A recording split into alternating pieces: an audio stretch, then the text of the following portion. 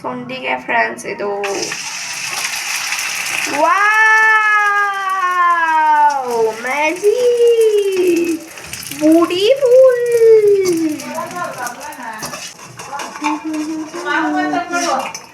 ಅಲ್ಲಿರೋವೆಲ್ಲ ತಗೊಂಡೋಗು, ಕೈಯಲ್ಲಿ ತಗೊಂಡೋಗು, ಕೈಯಲ್ಲಿ ಒಬ್ಬನೇ ಕೂತಿದ್ರು. ರುಚಿ ರುಚಿ. ನಮಸ್ಕಾರ ವೀಕ್ಷಕರೇ, ಕಲಾ ಟಿವಿ ಕನ್ನಡ ಚಾನಲ್ಗೆ ಸ್ವಾಗತ. ಫ್ರೆಂಡ್ಸ್, ಇವತ್ತಿನ ವಿಡಿಯೋದಲ್ಲಿ ನಾನು ಸಂಡಿಗೆ ಮಾಡ್ತಾಯಿದ್ದೀನಿ. ಮಸಾಲ ಸಂಡಿಗೆನ ಮಾಡ್ತಾಯಿದ್ದೀನಿ. 1 ವರ್ಷ 2 ವರ್ಷ ಆದ್ರೂ ತುಂಬಾ ಚೆನ್ನಾಗಿರ್ತವೆ, ಏನೂ ಕೆಡೋದಿಲ್ಲ. ಅಷ್ಟು ಚೆನ್ನಾಗಿ ಯಾವ ರೀತಿ ಪರ್ಫೆಕ್ಟಾಗಿ ಮಾಡ್ಕೊಬೋದು ಅಂತಂದ್ಬಿಟ್ಟು ನಾನು ಈ ವಿಡಿಯೋದಲ್ಲಿ ತೋರಿಸ್ತಾ ಇದ್ದೀನಿ. ಸಾಮಾನ್ಯವಾಗಿ ಹಳ್ಳಿಗಳಲ್ಲಂತೂ ಬೇಸಿಗೆ ಬಂತು ಅಂದರೆ ಹಪ್ಳ, ಸಂಡಿಗೆ, ಉಪ್ಪಿನಕಾಯಿ ಅಂತೂ ಎಲ್ಲರ ಮನೆಯಲ್ಲೂ ಮಾಡ್ತಾಯಿರ್ತಾರೆ. ಮಾಡಿಬಿಟ್ಟು ವರ್ಷಗಟ್ಟಲೆ ಇಡ್ತಾರೆ. ಮತ್ತು ಅಕ್ಕಪಕ್ಕದ ಮನೆಯವ್ರಿಗೆ ಮಾಡಲಿಲ್ಲ ಅಂದರೆ, ಅಕ್ಕಪಕ್ಕದ ಮನೆಯವ್ರು ಮಾಡಲಿಲ್ಲ ಅಂದರೆ ಅವ್ರಿಗೆ ಕೊಡೋದು, ಮತ್ತು ನೆಂಟರುಗಳಿಗೆಲ್ಲ ಕೊಡೋದು, ಹೀಗೆ ಮಾಡ್ತಾಯಿರ್ತಾರೆ. ಅವರೇ ಒಬ್ಬರೇ ತಿನ್ನೋದಿಲ್ಲ, ತುಂಬ ಚೆನ್ನಾಗಿ ಜಾಸ್ತಿ ಮಾಡಿಬಿಟ್ಟು ಪಕ್ಕದವ್ರಿಗೆ ಮತ್ತು ನೆಂಟರುಗಳಿಗೆಲ್ಲ ಕೊಡ್ತಾ ಇರ್ತಾರೆ. ಹಂಚ್ಕೊಂಡು ತಿನ್ನೋ ಬುದ್ಧಿ ಅಂತೂ ಹಳ್ಳಿಗಳಲ್ಲಂತೂ ತುಂಬಾ ಇದೆ. ವರ್ಷಗಟ್ಟಲೆ ಮಾಡಿಕೊತಾರಲ್ವ, ಅವರೊಬ್ಬರೇ ಮಾಡೋದಿಲ್ಲ, ಅಕ್ಕಪಕ್ಕದ ಮನೆಯವ್ರೂ ಸಹ ತುಂಬಾ ಎಲ್ಪ್ ಮಾಡ್ತಾರೆ. ಎಷ್ಟು ಚೆನ್ನಾಗಿ ಹಪ್ಳ ಸಂಡಿಗೆನ ಸುಲಭವಾಗಿ ಮಾಡ್ಬೋದು ಅಂತಂದ್ಬಿಟ್ಟು ನಾನು ಈ ವಿಡಿಯೋದಲ್ಲಿ ತೋರಿಸ್ತಾ ಇದ್ದೀನಿ. ಬನ್ನಿ ಫ್ರೆಂಡ್ಸ್, ನೋಡ್ಕೊಂಬರೋಣ. ಮೊದಲು ಸಂಡಿಗೆಗೆ ಬೇಕಾಗಿರುವ ಖಾರನ ಮಾಡ್ಕೊತಾ ಇದ್ದೀನಿ. ಈರುಳ್ಳಿ ಒಂದು ಅರ್ಧ kg ಸಣ್ಣದಾಗಿ ಕಟ್ ಮಾಡಿಬಿಟ್ಟು ನಾನು ಮಿಕ್ಸಿ ಜಾರ್ಗೆ ಹಾಕ್ಕೊತಾ ಇದ್ದೀನಿ. ಮಸಾಲೆ ಹಪ್ಪಳ ಆಗಿರೋದ್ರಿಂದ ಈರುಳ್ಳಿ, ಬೆಳ್ಳುಳ್ಳಿ ಎಲ್ಲ ಎಷ್ಟು ಹಾಕಿದ್ರೂ ಅಷ್ಟು ಚೆನ್ನಾಗಿರುತ್ತೆ. ಮತ್ತು ಹಸಿಮೆಣ್ಸಿನ್ಕಾಯಿ, ಖಾರಕ್ಕೆ ಬೇಕಾದಷ್ಟು ಹಸಿಮೆಣ್ಸಿನ್ಕಾಯಿನ ಸೇರಿಸ್ಕೊತಾ ಇದ್ದೀನಿ. ಹಾಗೆ 1 ಗೆಡ್ಡೆ ಬೆಳ್ಳುಳ್ಳಿನ ಸುಲಿದ್ಬಿಟ್ಟು ಹಾಕ್ಕೊತಾ ಇದ್ದೀನಿ. 1-2 ಇಂಚು ಶುಂಠಿ. ನೋಡಿ, ಹೀಗೆ ಶುಂಠಿ ಬೆಳ್ಳುಳ್ಳಿ ಎಲ್ಲ ಹಾಕ್ಕೊಂಡ್ರೆ ತುಂಬಾ ಟೇಸ್ಟಿಯಾಗಿರುತ್ತೆ. ಒಂದು ಸಲ ನೀವು ನಿಮ್ಮ ಮನೇಲಿ ಸಂಡಿಗೆ ಮಾಡಿದಾಗ ಟ್ರೈ ಮಾಡಿ. 5-6 ಟೊಮೊಟೊ, ಹುಳಿ ಟೊಮೊಟೊ, ಮತ್ತು ಕೆಂಪಾಗಿರಬೇಕು, ಚೆನ್ನಾಗಿ ಹಣ್ಣಾಗಿರಬೇಕು, ಆ ಟೊಮೊಟೊನ ತೊಗೊಬೇಕು. ಇದನ್ನೆಲ್ಲ ಒಂದು ಸ್ವಲ್ಪ ತರಿಯಾಗಿ ರುಬ್ಕೊಬೇಕಾಗುತ್ತೆ. ನೋಡಿ, 10 ಲೀಟ್ರ್ ನೀರು ಇಟ್ಕೊಂಡಿದ್ದೀವಿ ಸಂಡಿಗೆ ಮಾಡೋದಕ್ಕೆ. ಇದು ಕುದಿ ಬರಬೇಕು, ಅಲ್ಲಿವರೆಗೂ ನಾವು ಕುದಿಸ್ಕೊಬೇಕು. ಈಗ ರುಬ್ಬಿರೋ ಮಸಾಲನ ಸೇರಿಸ್ಕೊತಾ ಇದ್ದೀವಿ. ನೋಡಿ, ತರಿಯಾಗಿ ರುಬ್ಕೊಂಡ್ರೆ ಸಾಕಾಗುತ್ತೆ. ತುಂಬ ನೈಸಾಗಿ ರುಬ್ಬೋ ಅವಶ್ಯಕತೆ ಏನಿರೋದಿಲ್ಲ. ಇವತ್ತು ನಾನು ತೋರಿಸ್ತಾ ಇದ್ದೀನಲ್ಲ, ಇದೇ ಮೆಜರ್ಮೆಂಟಲ್ಲಿ ನೀವು ಮಾಡೋದ್ರಿಂದ ತುಂಬ ಚೆನ್ನಾಗಿ ಸಂಡಿಗೆ ಬರುತ್ತೆ, ಜಾಸ್ತಿ ಖರ್ಚಿಗೂ ಇರೋದಿಲ್ಲ. ಈಗ 1 ಕಟ್ಟು ಕೊತ್ತಂಬರಿ ಸೊಪ್ಪು ಮತ್ತು 1 ಕಟ್ಟು ಪುದೀನಾನ ಸಣ್ಣಗೆ ಕಟ್ ಮಾಡಿಬಿಟ್ಟು ಸೇರಿಸ್ಕೊತಾ ಇದ್ದೀನಿ.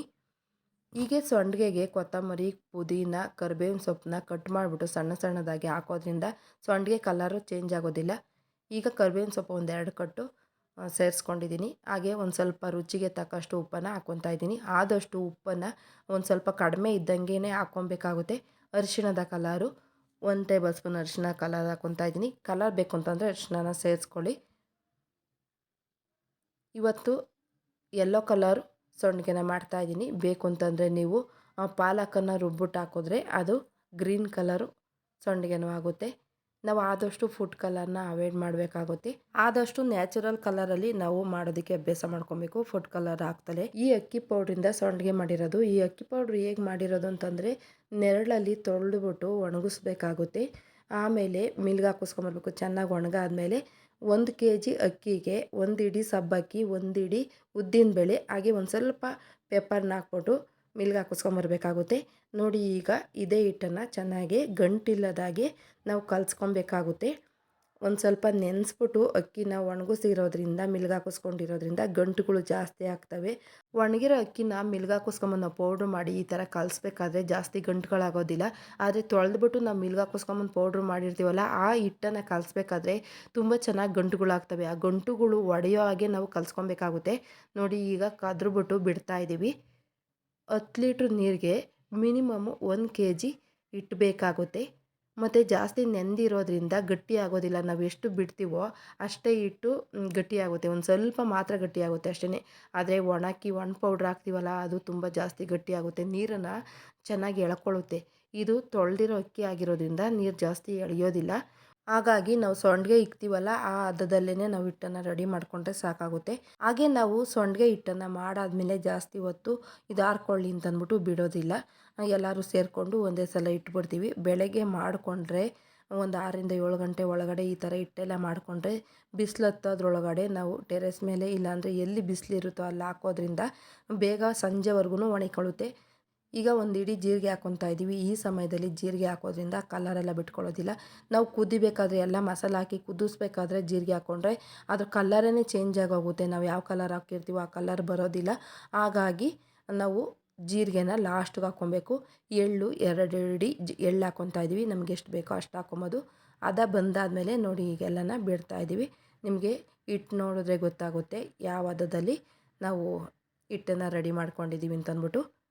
ಸುಮಾರು ಒಂದು 9 ಗಂಟೆ ಆಗಿದೆ. ಈ ಸಮಯದಲ್ಲಿ ಆಲೆ ಒಂದು ಸೀರೆಗೆ ಒಂದು ಸಲ ಮಾಡಿಬಿಟ್ಟು ಹಾಕಿದ್ದೀವಿ. ಇದು ಇನ್ನೊಂದು ಸಲ ಯೆಲ್ಲೋ ಕಲರ್ ಮಾಡ್ತಾಯಿದ್ದೀವಿ.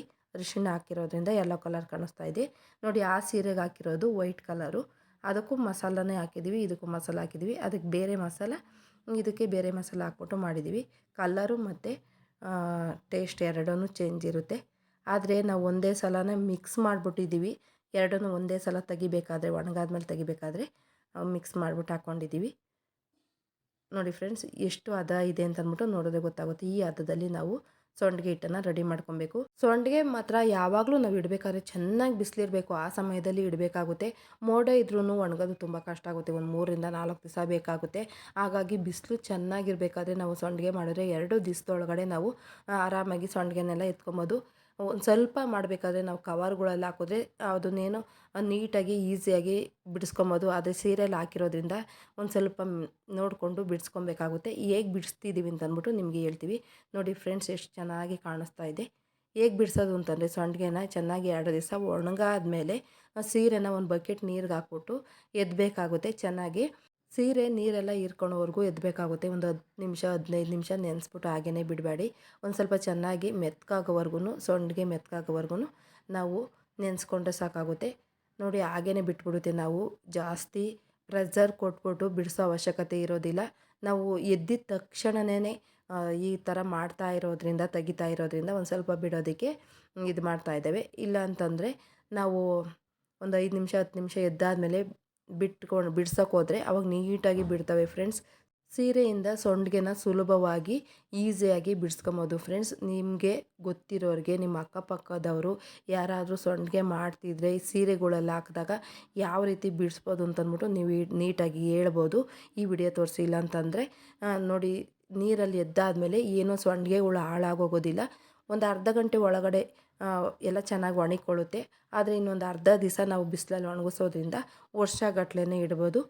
ನೋಡಿದ್ರಲ್ಲ ಫ್ರೆಂಡ್ಸ್, ಎಷ್ಟು ಈಸಿಯಾಗಿ ಸಂಡಿಗೆನ ವರ್ಷಗಟ್ಟಲೆ ಇಡೋ ಹಾಗೆ ಮಾಡ್ಕೊಬೋದು ಮನೇಲಿ ಅಂತಂದ್ಬಿಟ್ಟು ನಾನು ಸುಲಭವಾಗಿ ಈ ವಿಡಿಯೋದಲ್ಲಿ ತೋರಿಸಿದ್ದೀನಿ.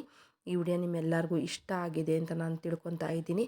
ಇಷ್ಟ ಆಗಿದರೆ ನಿಮ್ಗೆ ಗೊತ್ತಿರೋರು ಯಾರಾದರೂ ಸಂಡಿಗೆ ಮಾಡ್ತಾಯಿದ್ರೆ ಅವ್ರಿಗೆ ಈ ವಿಡಿಯೋನ ಶೇರ್ ಮಾಡಿ. ಅವ್ರಿಗೂ ಸಹ ತುಂಬ ಹೆಲ್ಪ್ ಆಗುತ್ತೆ ಮತ್ತು ನನಗೂ ಸಹ ಹೆಲ್ಪ್ ಆಗುತ್ತೆ. ನೀವಿನ್ನು ಕಲಾ ಟಿ ವಿ ಕನ್ನಡ ಚಾನಲ್ನ ಓಪನ್ ಮಾಡಿ ಈ ವಿಡಿಯೋನ ನೀವು ಸಬ್ಸ್ಕ್ರೈಬ್ ಮಾಡ್ದಲೇ ನೋಡ್ತಾ ಇದ್ದರೆ ದಯವಿಟ್ಟು ಸಬ್ಸ್ಕ್ರೈಬ್ ಮಾಡ್ಕೊಳ್ಳೋದ್ರ ಮೂಲಕ ನನಗೆ ಸಪೋರ್ಟ್ ಮಾಡಿ. ಹಾಗೆ ಈ ವಿಡಿಯೋಕ್ಕೊಂದು ಲೈಕ್ ಕೊಡಿ. ಇವತ್ತು ನಾನು ಮಾಡಿರೋ ವಿಡಿಯೋ ನಿಮಗೆ ಹೇಗಿತ್ತು ಅಂತಂದ್ಬಿಟ್ಟು ನಿಮ್ಮ ಅನಿಸಿಕೆ ಅಭಿಪ್ರಾಯನ ಕಮೆಂಟ್ ಮೂಲಕ ವ್ಯಕ್ತಪಡಿಸಿ. ಇಷ್ಟ ಆಗಿದ್ದರೆ ಶೇರ್ ಮಾಡಿ, ಲೈಕ್ ಮಾಡಿ, ಕಮೆಂಟ್ ಮಾಡಿ. ಕೊನೆವರೆಗೂ ಈ ವಿಡಿಯೋ ನೋಡೋದಕ್ಕೆ ಧನ್ಯವಾದಗಳು. ಮತ್ತೊಂದು ವಿಡಿಯೋದೊಂದಿಗೆ ಮತ್ತೊಮ್ಮೆ ಭೇಟಿಯಾಗೋಣ. Thank you friends. ಅದು ಇದೆ.